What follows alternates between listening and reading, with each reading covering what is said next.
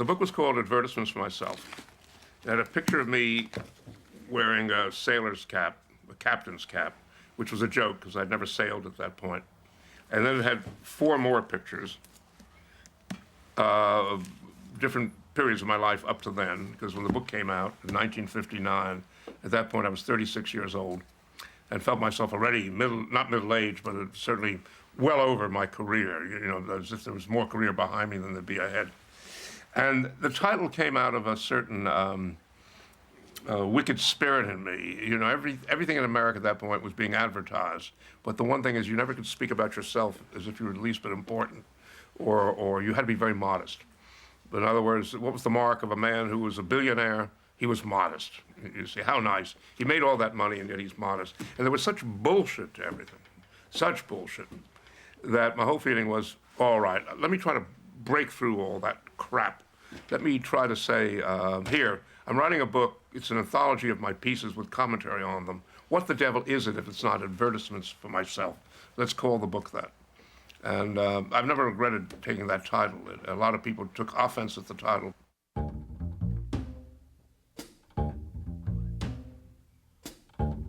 They were the people I wanted to irritate in any event.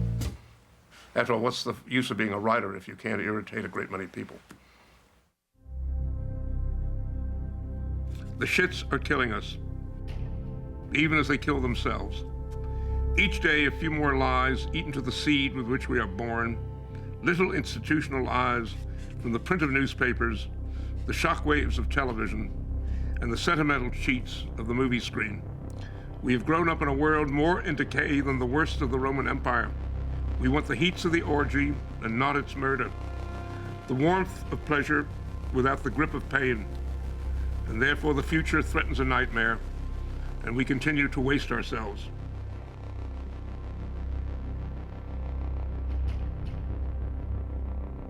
I was running into huge resistance in what I was writing, and I thought I had to become tougher.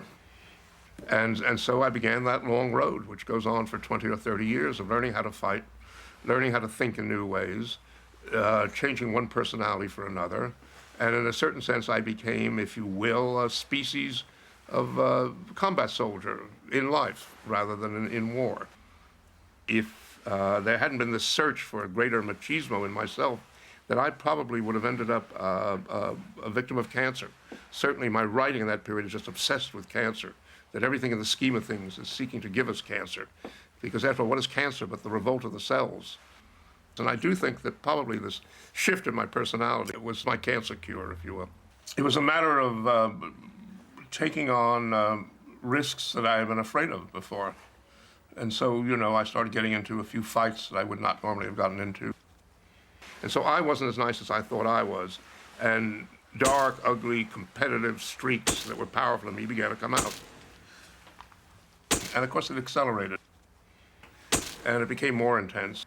And it finally culminated when I, in 1960, when I stabbed my first wife, Adele, with a penknife.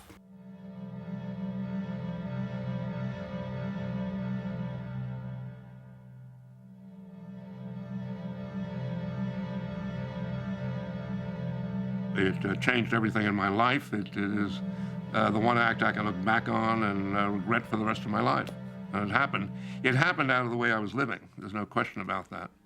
I didn't stab her because of my ideas. What happened is I was getting into more and more of a violent edge, and it happened. It made me recognize that I did not have a clear path through to philosophy. You see, and I've never had a coherent philosophical system since. If you live in a society where you can't feel your senses, then you have to go in for more and more extraordinary actions. To get back to some kind of real instinctive feeling, people tend to get more and more violent. You know, we are as ugly as the animals in our fashion. And unless we deal with the ugliness in ourselves, unless we deal with the violence in ourselves, the brutality in ourselves, and find some way to sublimate it, just to use Freud's term, into something slightly higher, we're never going to get anywhere with anything.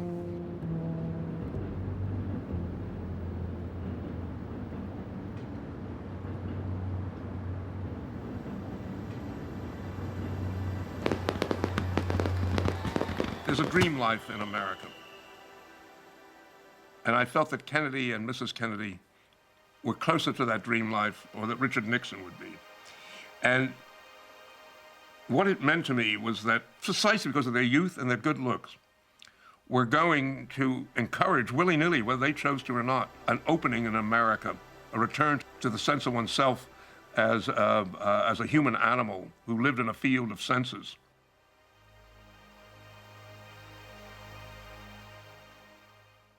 And I was looking for change. I felt the change, you cannot control change.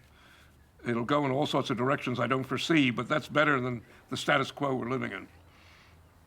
Now, whether I was right or wrong, I could argue over with myself for many years, because Kennedy did make a lot of changes when he came in, not through politics, through his presence. When I wrote about Kennedy, that politics became existential for me. In other words, I'd come to the point where I felt that originally as a Marxist, I'd felt, well, individuals are not really very important in history. And the great change in my political thinking was, with Kennedy, I decided, yes, individuals are immensely important in history. I never saw Kennedy as a politician that I was in agreement with. I saw him as an active agent, as a catalyst, if you will, that would accelerate a great many trends in American life. I was scorching at what I had to write at that time about Kennedy. We have a president who is brave but politically neuter, adept at obtaining power and a miser at spending it, an intellectual with a mind like a newspaper's yearbook and a blank, somewhat stricken expression about the eyes.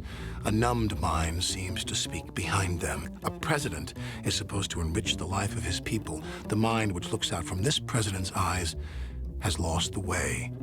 The expression lives in all the dull avenues of precedent. So here is a book of presidential papers about all the topics a president ought to consider and rarely does, and some of the topics he considers every day, but rarely, in a fashion which is fresh.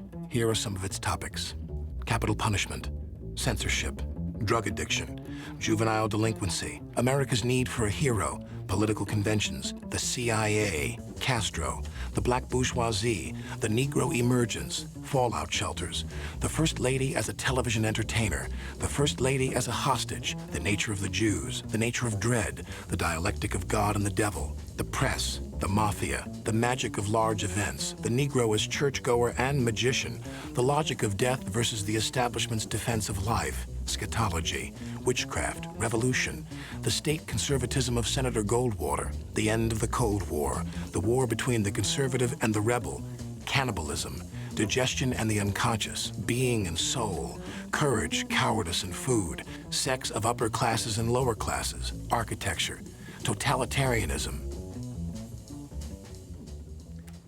Ambitious young men ready to become president in 20 or 30 years will do worse than to read my book, for its studies are appropriate to the education of a commander-in-chief. So submits this devil.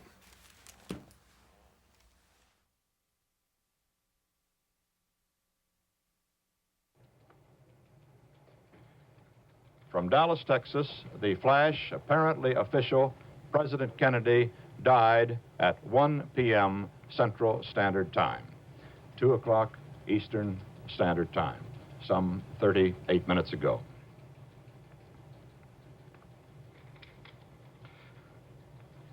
Vice President Lyndon Johnson has left the hospital in Dallas, but we do not know to where he has proceeded. Presumably, he will be taking the oath of office shortly and become the 36th President of the United States. The incredible frustration of people after the assassination was we didn't know yet whether we liked Jack Kennedy or not. Suddenly, this president who was young, who was interesting, some people hated him, as we always do with presidents, some loved him, but he seemed to be, it seems as if things might be exciting as he developed over his 4 or 8 years, and instead it was cut off. It was as if our arm was amputated, or we had a sudden loss that was intense. And because of that, America's never quite recovered from the idea that this can all end in disaster. Oswald did that to America. Oswald gave America the sense that terrible things can happen for no reason at all. And that's, catastrophic a view of history is very close to an absurdist view of history, which is that nothing means anything. And that's very, very bad for the health of a society.